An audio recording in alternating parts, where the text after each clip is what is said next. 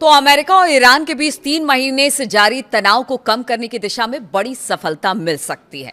नमस्कार, मैं हूं नीलू। लेकिन वो सफलता मिलेगी कैसे? क्योंकि एक तरफ तो हमले हो रहे हैं, दूसरी तरफ बातचीत हो रही है, लेकिन अब 60 दिनों का फॉर्मूला एक तय किया गया है अमेरिका और ईरान की तरफ से।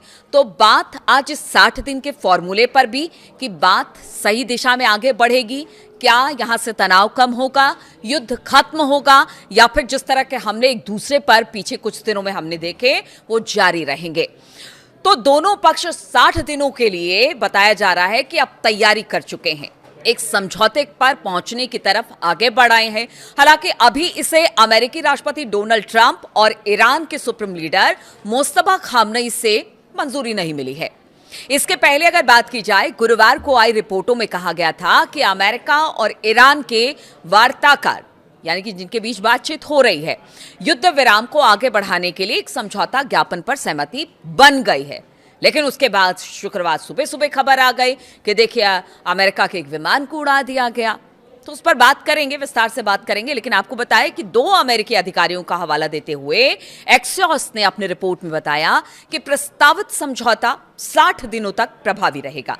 यानी जो समझौता होगा वो 60 दिनों के लिए प्रभावी होगा और कोशिश की जाएगी कि जितनी भी डीलें ईरान और अमेरिका के बीच हो रही है, जो डील हो रही है, वो इन 60 दिनों में पूरी तरह से लागू हो जाए। इनका मकसद युद्ध को रोकना होगा, अमेरिकी नेवी की नाकेबंदी को खत्म करना होगा और हॉर्मुज, जो कि सबसे बड़ा संकट पूरी दुनिया के लिए बना हुआ है, उस स्ट्रेट ऑफ हॉर्मुज को फिर से खोलना होगा। और इसके साथ ही ईरान के परमाणु कार्यक्रम पर एक अंतिम समझौते को लेकर बातचीत भी शुरू हो जाएगी।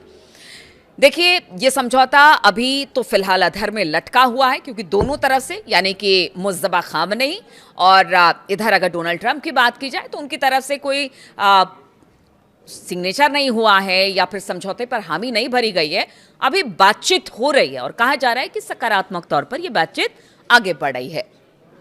अब अगर यरूशलेम पोस्ट की बात की जाए तो बताया गया कि उनके सूत्रों के हवाले से कि ईरान के सर्वोच्च नेता यानी कि मुस्तफा खामनेई ने इस समझौते को मंजूरी अब तक नहीं दी है।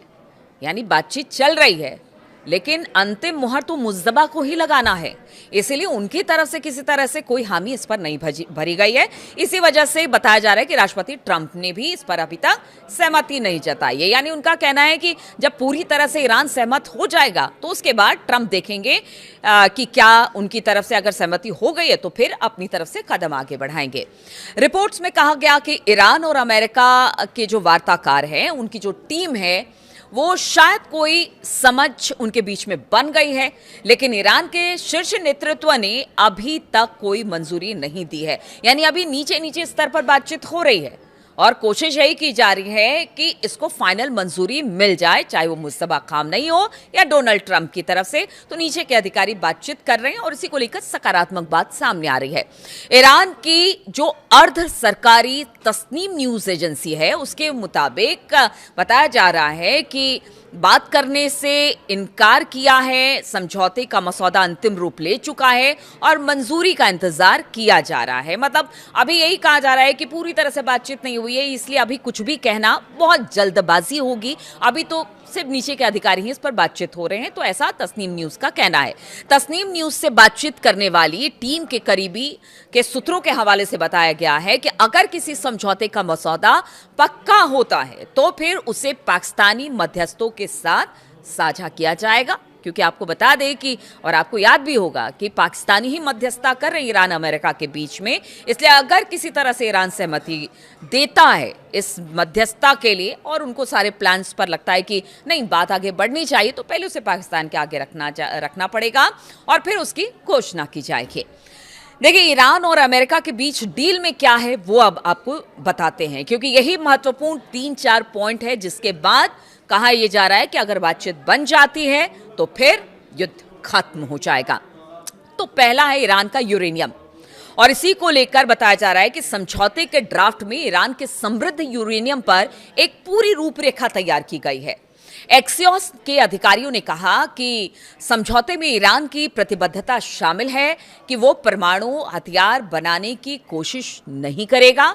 इसमें यह भी बताया गया है कि 60 दिनों की अवधि के दौरान होने वाली चर्चाओं में सबसे पहली प्राथमिकता, यानी देखिए अगर बातचीत बन जाती है तो जो 60 दिन का पूरा एक दिया गया ना कि खाका की 60 दिन में सब कुछ तय हो जाएगा, तो 60 दिन में सबसे पहला काम ये करना होगा ईरान को कि उन्हें जो जितना भी इनरिच्ड यूरेनियम है उसको सबसे पहले हटाना होगा। यानी उसको हटाएंगे, उसके बाद ये बातचीत आगे बढ़ेगी, क्योंकि बातचीत के बीच में भी अगर उनका यूरेनियम उनके पास ही रहता है तो फिर कोई मतलब नहीं बनता है। इस तरह से इस प्रस्ताव में बात रखी गई है। दूसरी बात आपको बताते हैं, हॉर्मूज में जहाजों की आवाजाही जो है अभी फिलहाल बंद है। तो दूसरा बिंदु ये है कि देखिए हॉर्मूज जो स्ट्रेट है वहां पर जहाजों के लिए पूरी तरह से इसे खोल दिया जाए और इसके बदले में कोई टोल या फिर शुल्क ईरान नहीं लेगा। बारूदी सुरंगें, तीसरा पॉइंट, बारूदी सुरंगें ईरान को हटाना पड़ेगा और ईरान को पहले 30 दिनों के भीतर यानी 60 दिनों का जो कार्यक्रम पूरा बातचीत का रखा गया उसमें 30 दिनों के अंदर, शुरुआती 30 दिनों के अंदर जो जितने बारूदी सुरंग इस वक्त स्ट्रेट ऑफ हॉर्मुज में बिछाए गए हैं उसको खत्म करना पड़ेगा। नौसैनिक बारूदी सुरंगों का पता लगाना और फिर उन्हें हटाना, ये फिर ईरान की जिम्मेदारी होगी। और IRGC को बताया गया है कि वो पूरी तरह से क्लीन कर दे, बारूद से जो सुरंगें वहां पर बिछाई गई हो बारूदी सुरंगों से बिल्कुल क्लीन होना चाहिए जो स्ट्रेट ऑफ हॉर्मुज है। और उसके बाद जो जहाज़ों की आवाजाही है उसको जाने देना होगा, उसे रोकना नहीं होगा और किसी तरह का टोल टैक्स वसूला नहीं जाएगा ईरान की तरफ से। यह तीसरा पॉइंट है। और चौथा, अमेरिकी नाकेबंदी हटाना, यानी इसके बदले में अमेरिका जो है इस वक्त जो नाकेबंदी उसने कर रखी है ईरान के आसपास की, उसको ईरानी बंदरगाहों पर अपनी नौसैनिक नाकेबंदी हटा लेनी होगी। ये राहत चरणबद्ध तरीके से दी जाएगी, यानी एक के बाद स्टेप बाय स्टेप बातचीत के दौरान ही ये सारी चीजें हटती हुई नजर आएंगी, ऐसा इन बिंदुओं में और ऐसा इस समझौते में कहा गया है। व्यापारिक जहाजों को हॉर्मुज में जितनी सुरक्षित आवाजाही मिलेगी, ये राहत भी उसी के अनुपात में मिलेगी। लेकिन आप सुनिए दूसरी तरफ क्या हो रहा है, बातचीत हो रही है, 60 दिन का एक खाका तैयार किया गया है, स्टेप बाय स्टेप चरणबद्ध तरीके से बातचीत को आगे बढ़ाया जाएगा। कहा यह गया है कुछ तुम आगे बढ़ो कुछ हम आगे बढ़े, यानी अमेरिका का कहना है कि अगर कुछ आप करते हैं तो फिर हमारी तरफ से भी राहत मिलेगा। लेकिन एक तरफ तो बातचीत हो रही है और दूसरी तरफ दोनों देश एक दूसरे पर हमले कर रहे हैं। बीते 2-3 दिनों में हमने देखा कि लगातार हमले हुए हैं अमेरिका की तरफ से भी और ईरान की तरफ से भी। ईरान के सरकारी टीवी ने दावा किया है कि शुक्रवार तड़के एक अमेरिकी विमान को मार गिराया गया। रिपोर्ट में कहा गया कि बुशहर प्रांत के जम इलाके में दुश्मन के एक विमान को रोका गया और फिर उसे नीचे गिरा दिया गया। सरकारी टीवी ने जम काउंटी के गवर्नर मसूद तंगस्तानी के हवाले से बताया कि ईरानी हवाई रक्षा प्रणालियों ने विमान को सफलतापूर्वक निशाना बना लिया है। और देखिए पीछे अमेरिका ने जिस तरह से उसके जहाज को निशाना बनाया था उसके बाद से ये देखने को मिल रहा है और कहा भी तभी जा रहा था कि कहीं इसका असर बातचीत पर ना पड़े। और इस बीच अमेरिका ने ईरानी मीडिया रिपोर्टों को गलत बता दिया जिसमें अमेरिकी विमान को गिराने की बात कही गई है। अमेरिकी अधिकारियों ने रॉयटर्स को यह जानकारी दी कि अमेरिकी अधिकारी ने कहा कि देखिए ईरान के सरकारी टीवी के दावों के बावजूद बुशहर प्रांत के पास कोई भी अमेरिकी विमान नहीं गिराया गया है, ईरान झूठ बोल रहा है, ऐसा अमेरिका का कहना है। उधर ईरान की जो अर्ध सरकारी तस्नीम न्यूज एजेंसी है उसकी बात की जाए तो तंगस्तानी के हवाले से बताया कि आज रात की घटना में एक दुश्मन विमान को मार गिराया गया। गवर्नर ने यह भी कहा, यह गवर्नर की बात है, अमेरिका कह रहा है हमारा कोई विमान नहीं गिरा है, लेकिन गवर्नर कह रहे हैं कि शहर में हालात सामान्य हो गए हैं, एक विमान को गिराया गया है। और ये घटना ऐसे समय में सामने आई है जब इस बात के संकेत मिल रहे थे कि अमेरिका और ईरान के बीच तनाव खत्म हो रहा है, बातचीत हो रही है, डील पर सहमति बन रही है। अगर रिपोर्टों में कहा गया है कि प्रस्तावित डील लगभग तय है, लेकिन अभी तक जैसा मैंने पहले बताया कि ना डोनाल्ड ट्रंप की तरफ से इसे मंजूरी है और ना ही मुस्तफा खामनेई की तरफ से। ईरानी मीडिया का कहना है कि अभी तक कोई अंतिम समझौता नहीं हुआ है।